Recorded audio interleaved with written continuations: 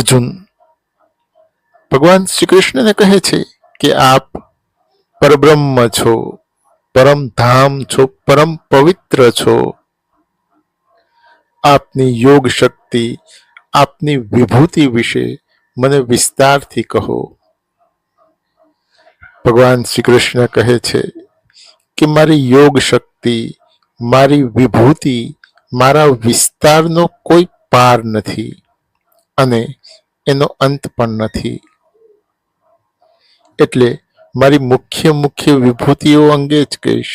સાંભળ, હું બધા જ પ્રાણીઓના હૃદયમાં રહેલો છું. ભગવાન શ્રી કૃષ્ણ અર્જુનને કહે છે કે હું બધા જ પ્રાણીઓના હૃદયમાં રહું છું. હું આદિત્યોમાં વિષ્ણુ છું.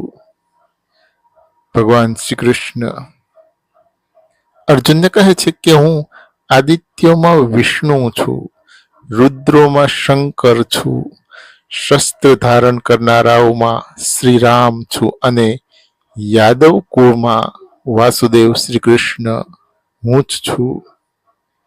હું જ વિષ્ણુ છું, હું જ શિવ છું, હું જ રામ છું અને હું જ કૃષ્ણ છું. હું સ્થાવરોમાં હિમાલય છું.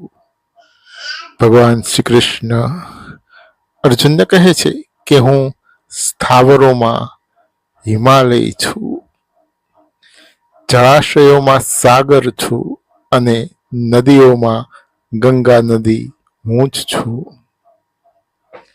હું પ્રાણીઓમાં સિંહ છું.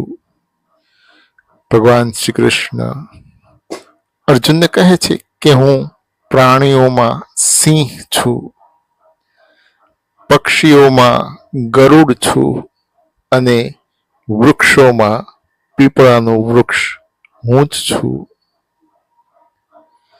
હું વાણીમાં ઓમકાર છું.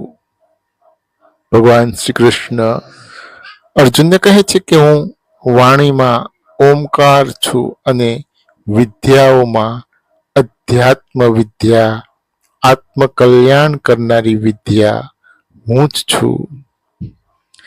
આ સચરાચર જગતમાં ભગવાન શ્રી કૃષ્ણ અર્જુનને કહે છે કે આ સચરાચર જગતમાં, આ આખા જગતમાં મારા સિવાય બીજું કાંઈ નથી. બધામાં હું જ છું.